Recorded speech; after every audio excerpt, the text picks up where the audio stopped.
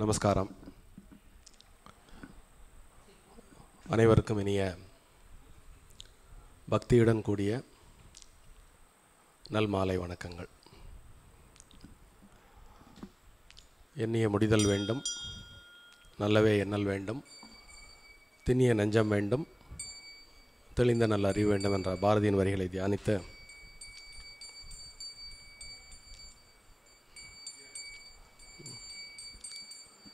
இது போட்டுக்கலாமா?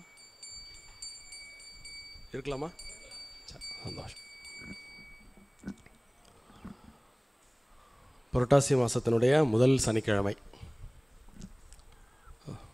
பட்டாச்சாரியார் அவருடைய அறிமுக உரையில் பெருமாளுடைய பெருமையும் புரட்டாசி மாதத்தின் விசேஷத்தையும் ரொம்ப அழகாக எடுத்து எம்பினார். ஸ்ரீவத்சத்தில் எல்லா நாளும் உற்சவங்களே.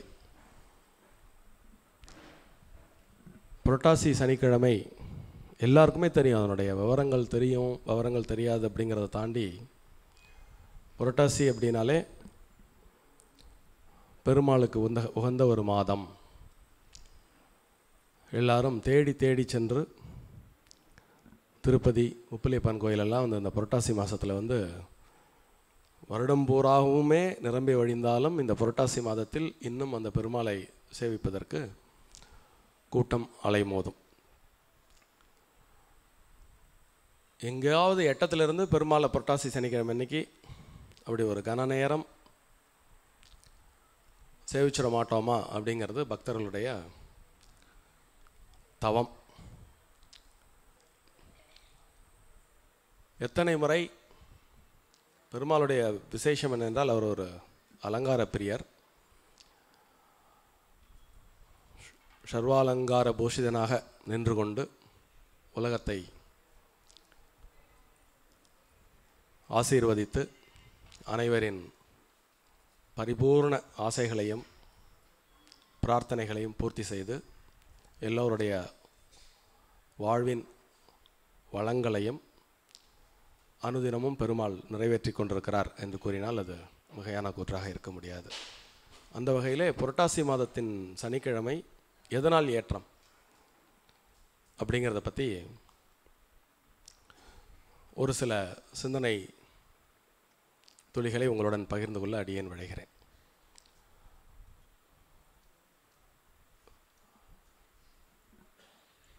பட்டாச்சாரியா சுவாமிகள் சொல்லும் பொழுது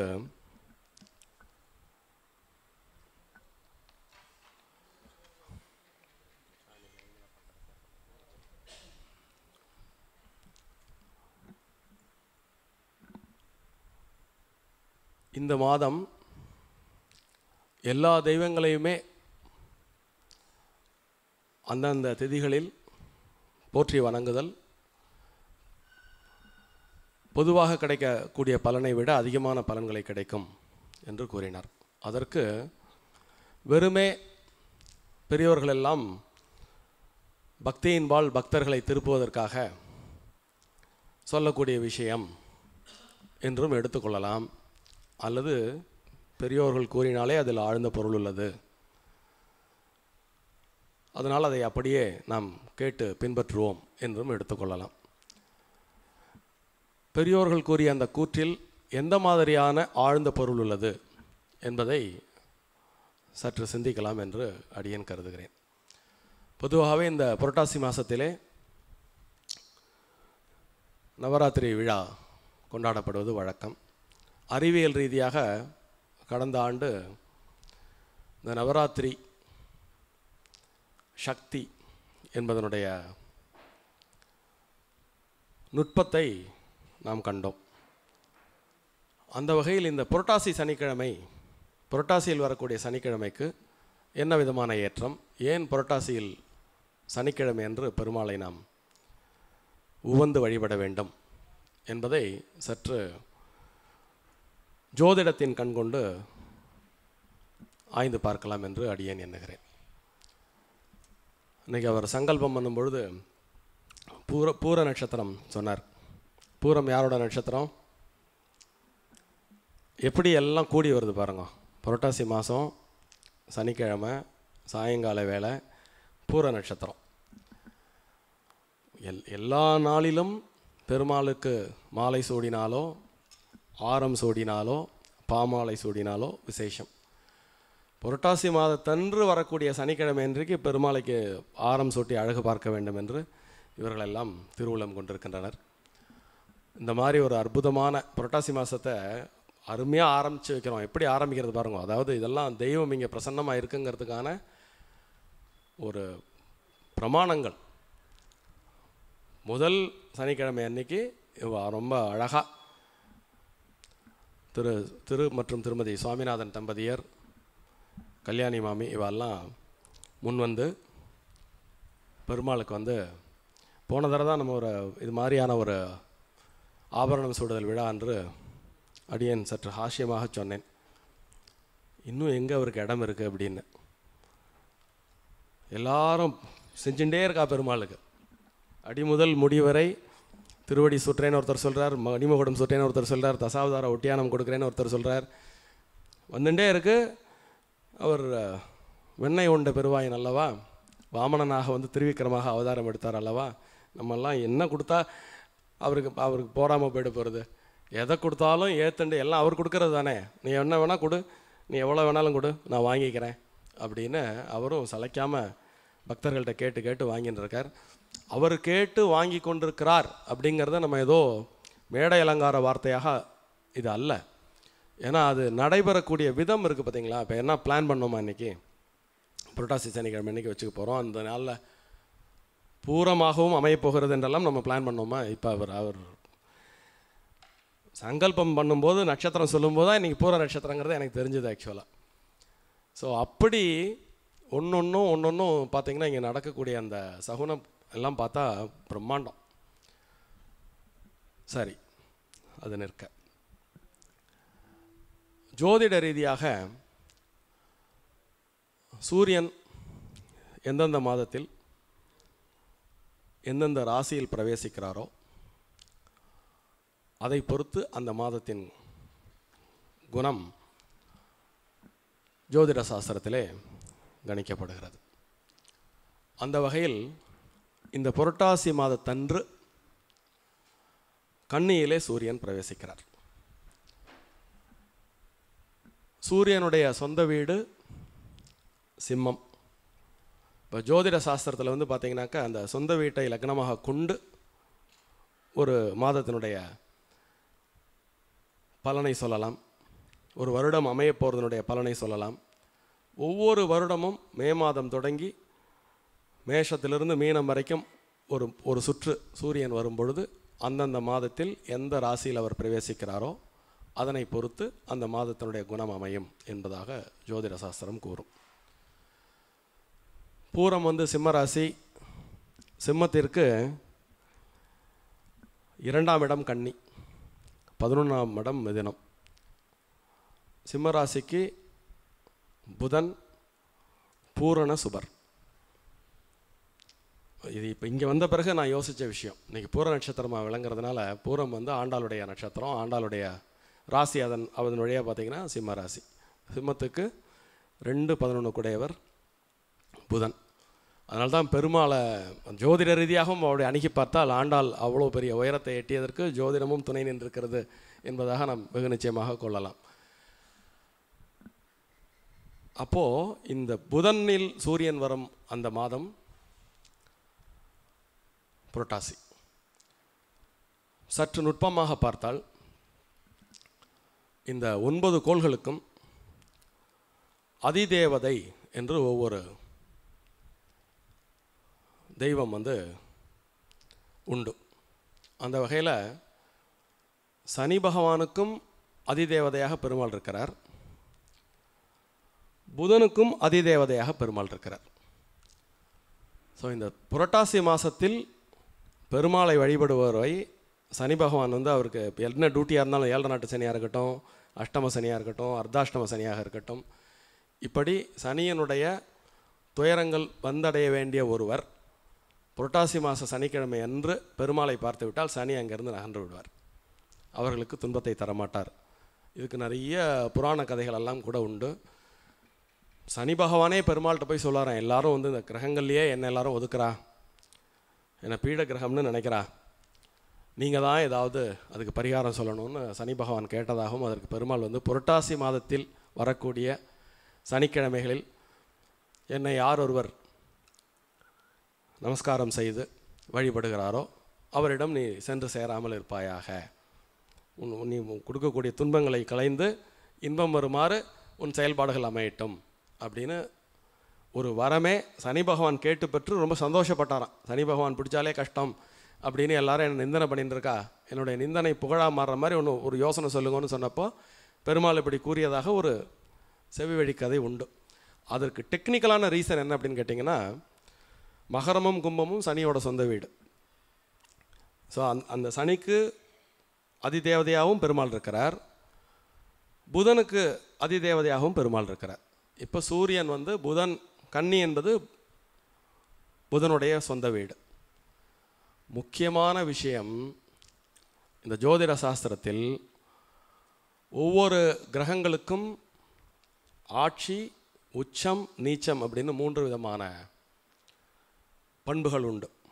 ஆட்சி என்பது அவர்கள் சொந்த வீட்டில் இருக்கும் இடம், அவர்கள் ஆட்சி செய்யும் வீடு. அவர்களுடைய பவர் குறைஞ்ச இடம் நீச்சம் பெற்ற இடம், அவர்களுடைய பவர் உச்சம் பெற்ற இடம் உச்ச வீடு. இப்போ இந்த கன்னி என்ற அந்த வீட்டில் புதனுக்கு 2 விதமான பரிமாணம் கிடைக்கிறது. ஆட்சி என்ற பரிமாணமும் அவருக்கு கிடைக்கிறது, உச்சம் என்ற பரிமாணமும் கிடைக்கிறது. அதனால் கன்னி ராசியில் பிறந்தவர்கள் ரொம்ப புத்திசாலியாக இருப்பார்கள் என்று ஜோதிட விதி கூறும். 2 காரணம். ஜோதிடத்தில் இந்த கிரகங்களுக்கெல்லாம் ஒரு காரகத்துவம் அப்படின்னு ஒரு டியூட்டி உண்டு, ஆதிபத்தியம்னு ஒரு டியூட்டி உண்டு. உலகத்தில் பிறந்த எல்லாருக்கும் காரகத்துவம் பொதுவானது, ஆதிபத்தியம் அவரவர்கள் பிறந்த லக்னத்தை பொறுத்து மாறுபடும். ஸோ காரகத்துவம் அப்படின்னு பார்த்தா புதனுடைய காரகத்துவம் வித்யா காரகத்துவம். அப்போது புதன் உச்சமடையக்கூடிய அந்த வீட்டில் சூரியன் வரும் பொழுது எல்லாருக்குமே பொதுவாக ஒரு உயர்ந்த பலன் கிடைக்கக்கூடிய ஒரு நேரம். அந்த புதனுக்கு அதிதேவதையான பெருமாள் இந்த இடத்துல இன்னும் நுட்பமான தலங்களில் அந்த நேரம் வந்து பார்க்குறவாளுக்கு காட்சி கொடுக்கவும் அருள்பாலிக்கவும் தயாராக இருந்திருக்காருன்னு அர்த்தம். பொதுவாகவே அறிவு தீட்சணியமாகக்கூடிய மாதமாகவும் இதை கொள்ளலாம். எல்லாருக்குமே நான் சொன்ன மாதிரி எந்த லக்னத்தில் நீங்கள் பிறந்திருந்தாலும் இந்த கன்னியில் சூரியன் சஞ்சரிக்கக்கூடிய காலகட்டத்தில் நமது ஆற்றலையும் அறிவையும் சரியான முறையிலே தெய்வத்தை வணங்கி அதை வழிப்படுத்தி வாழ்வில் முன்னேற வேண்டும் என்பதற்காகத்தான் நம்முடைய மூதாதையர்கள் எல்லாம் இந்த காலகட்டத்திலே நம்மை உபவாசம் இருக்க செய்து ஆண்டவனை தொழை செய்து அந்த இந்த அந்த 30 நாளையும் சரியாக பயன்படுத்தணும்னு நம்மளை வழி காமிச்சிருக்காங்க. இன்னும் ரொம்ப நுட்பமான தலங்களில் சொல்லணும்னா, சனி வந்து இந்த கன்னியிலிருந்து அடுத்து துலாத்துக்கு போகும்பொழுது உச்சமடைகிறார். சனி பகவானுடைய ஆற்றல் கொஞ்சம் உச்சத்தில் கிட்டத்தட்ட அதிகப்படியாக வரக்கூடிய நேரம் இது இந்த மாதம்.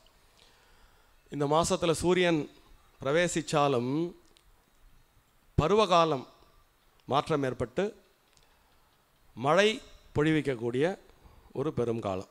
நிறைய இந்த மாதத்தில் தான் பெருமளவு மழை பொழியும். அப்போ சூரியனுடைய கடாட்சம் நேரடியாக பூமிக்கு வருவது மழை மேகங்களாலும் மழையாலும் தடைப்படும்.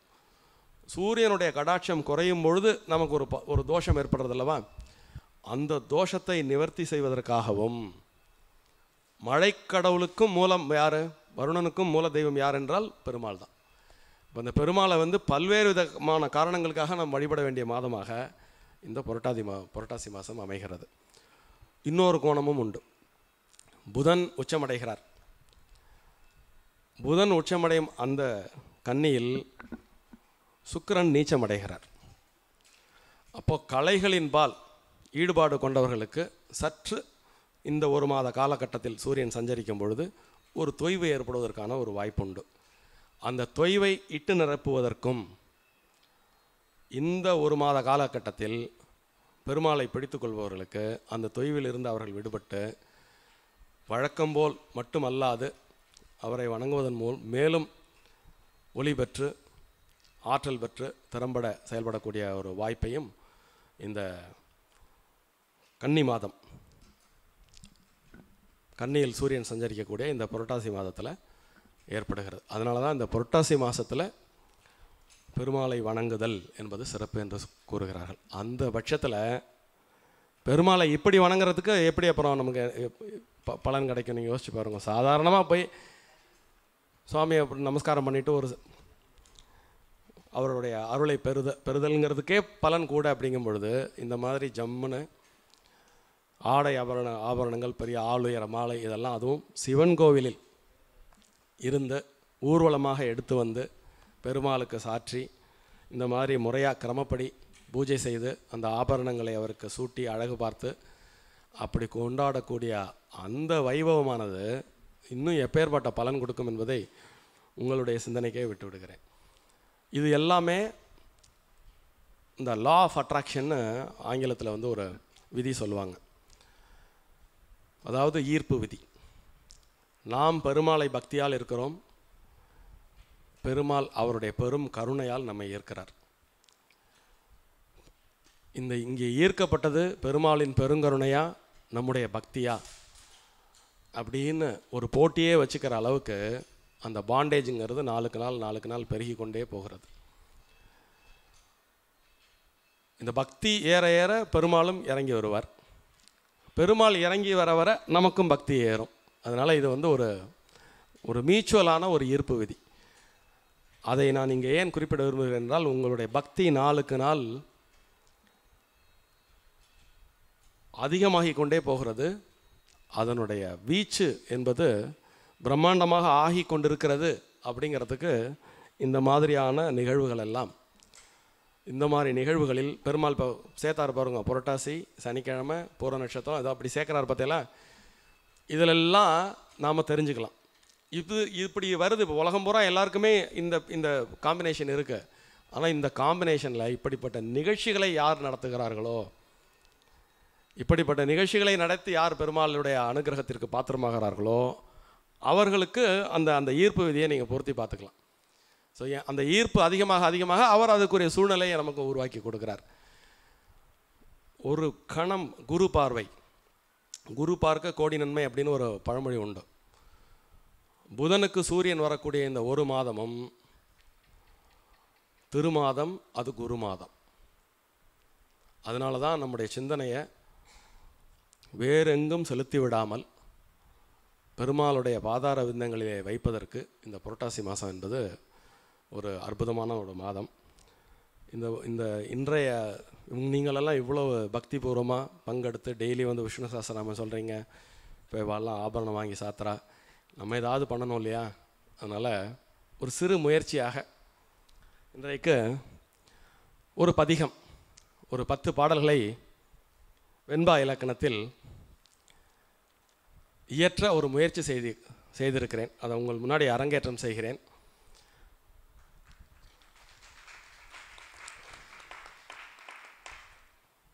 குறைகள் இருக்க வாய்ப்புண்டு. அதை நிறைந்த மனதுடன் பொறுத்தருளுமாறு வேண்டிக் கொண்டு உங்கள் முன்பு நான் எழுதிய அந்த பதிகத்தை வாசித்து காட்ட முயற்சி செய்கிறேன். பெருமாளுடைய அழகு, பெருமாள் அலங்கார பிரியர் அல்லவா? அதனால் பெருமாளுடைய அழகை உத்தேசித்து ஒரு 4 வரி பாடல். அலங்காரமுடன் அழகு திகழ்தரும்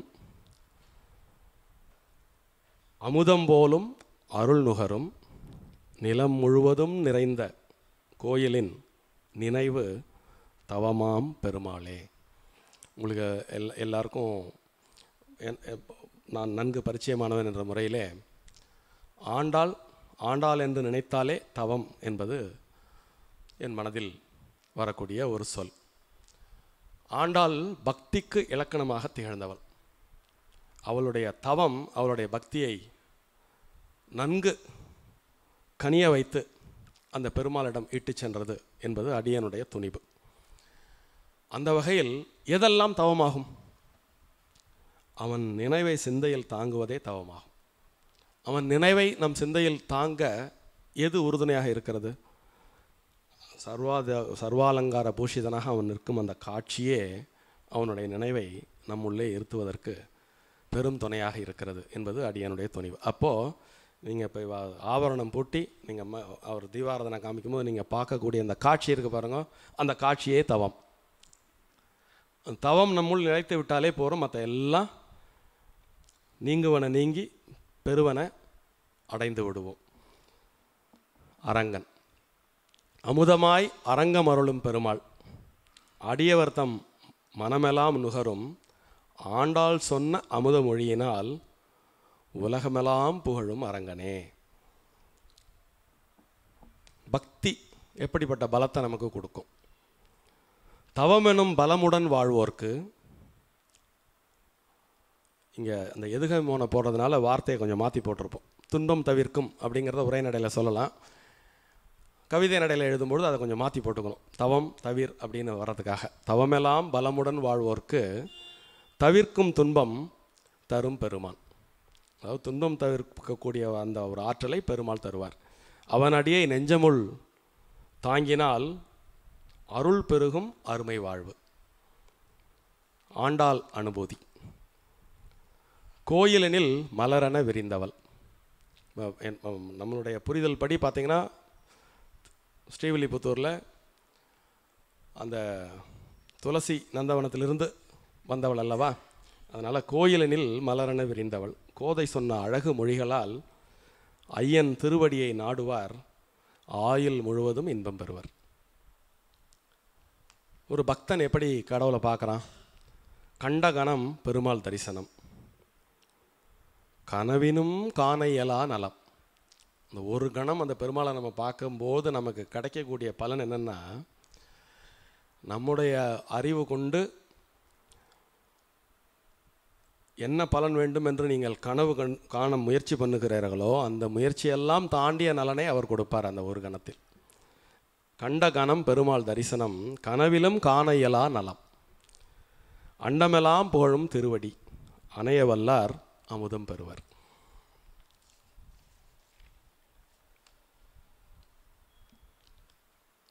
தவத்தின் அர்த்தம் நின்று நினைவு பெருமான் திருவடி.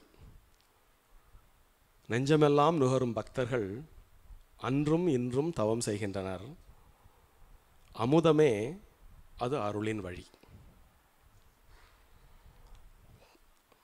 நம்ம வைணவத்தில் பெருமாளுடைய நிலைகளை 5 நிலைகளை கூறுவர். 5வது நிலையாக அர்ச்சாவதாரம் சொல்லுவாங்க. அதுதான் ஏற்றம் பெற்ற அவதாரமாக நன்கு பொருளுணர்ந்த மகான்கள் எல்லாம் உரைப்பர்கள்.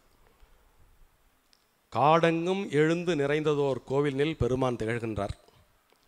நாடெங்கும் வணங்குவர் நல்குவார், நாதன் அருள் உலகம் புகழ்கின்றது. அவருடைய அருள் நதி போல் பாய்கிறது. அருளமுதம் பெருகிடும் அரங்கத்தில் அடியவர்தம் மனமெல்லாம் நிறைகின்றது. திருவடியின் செல்வம் தருமே இன்பம், சிறந்த வாழ்வு தரும் பெருமாள். பெருமாளே அப்படின்னு அந்த ஏகாரத்தோடு அதை முடிச்சிருப்போம். அதை முடிக்கும்போது எனக்கு குறிப்பாக, எல்லாருக்கும் நிறைய பேருக்கு அந்த அனுபவம் உண்டு, குறிப்பாக பெருமாள் பேரில் இவ்வளோ பெரிய ஒரு ஆர்வத்தையும் பக்தியையும் கொள்வதற்கு ஏதுவாக இருந்தது ஆண்டாள் அருளி செய்த திருப்பாவையும் அவளுடைய நாச்சியார் திருமொழியும் தான். அமுதமென மொழிந்தவள் ஆண்டாள், அடியவர் கண்ணமுதம் கொடுத்தால் அமுதமாய் விளங்கிடும் நாதனின் அருளினை தரும் அவள் பாட்டே. 10வது பாடலா பக்தியின் நிறைவு. நினைவலாம் பெருமான் திருவடி நெடுநாளும் தரும் இன்பமாம், தனிமையெல்லாம் நீங்கிட வாழ்வோர் சரணடைந்தார் தவம் பெற்றனர். அதாவது பெருமாளை சரண அடைகிறதே தவத்திற்கான ஒரு வழி. அந்த சரணடைந்த அந்த நொடி தவமும் தவத்தின் பயனையும் நாம் பெற்றுவிடுவோம். அந்த வகையில் இந்த ஒரு அற்புதமான நன்னாளில்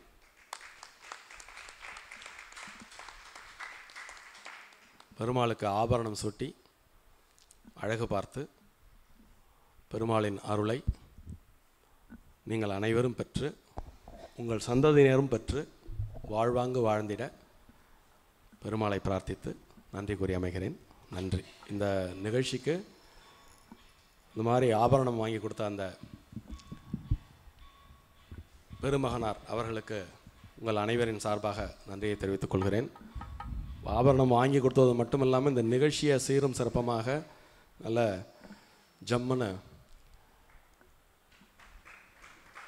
கானத்துடன், அதாவது நாதஸ்வரம் தவில் இந்த மாதிரி ஒரு அற்புதமான நாதத்துடன் லைவாக நாதஸ்வரமும் தவிலும் ஒரு இடத்துல முழங்கினாலே அந்த இடத்துலேருந்து தீய சக்தி இந்த இடத்துலலாம் இருக்க வாய்ப்பே கிடையாது. முழங்க முழங்க முழங்க முழங்க தீமை அகன்று நன்மை பெருகி கொண்டே இருக்கும். அதனால தான் அதுக்கு மங்கள வாத்தியம் அப்படின்னு பேர். அந்த மாதிரி மங்கள இசையுடன் அவளும் இங்கே எப்போ வந்தாலும் ரொம்ப மனமுருக மெய்யுருக அருமையாக வாசிக்கிறாங்க அவங்க. அதே மாதிரி நம்ம ராஜா பட்டாச்சாரியாரை பற்றி நாள் பூரா சொல்லிகிட்டே இருக்கலாம். அவருடைய மைத்துனர் அவர்கள் எப்பொழுது வந்தாலும் முறைப்படி எந்த காரியத்தை எடுத்துக்கொண்டாலும் அதை முறைப்படி செய்து அதன் பலனை அனைவருக்கும் எப்பொழுதுமே ஆங்கிலத்தில் ஒரு பழமொழி உடைய well begun is half done அப்படின்னு. அப்போ முழுமையாகவே ஒரு காரியத்தை கிரமப்படி செய்யும்பொழுது அது ஃபுல் டன் இல்லை, 100 மடங்கு முழுமையாக ஒரு காரியத்தை செய்ததற்கு ஒப்பாகும். அது மாதிரி இப்படி எல்லா விதத்திலும் உங்களுடைய பெரும் பக்தியால் இந்த இடம் நாளுக்கு நாள் மெருகேறிக்கொண்டே போகிறது. பெரும்பாலும் மனமகிழ்ந்து இது போன்று நிறைய நிகழ்ச்சிகளை அவர் ஏற்படுத்தி நம்மையும் மகிழ்ந்து நம்மை ஆசீர்வதித்துக் கொண்டிருக்கிறார் என்று கூறி நன்றி கூறி அமைகிறேன். நன்றி.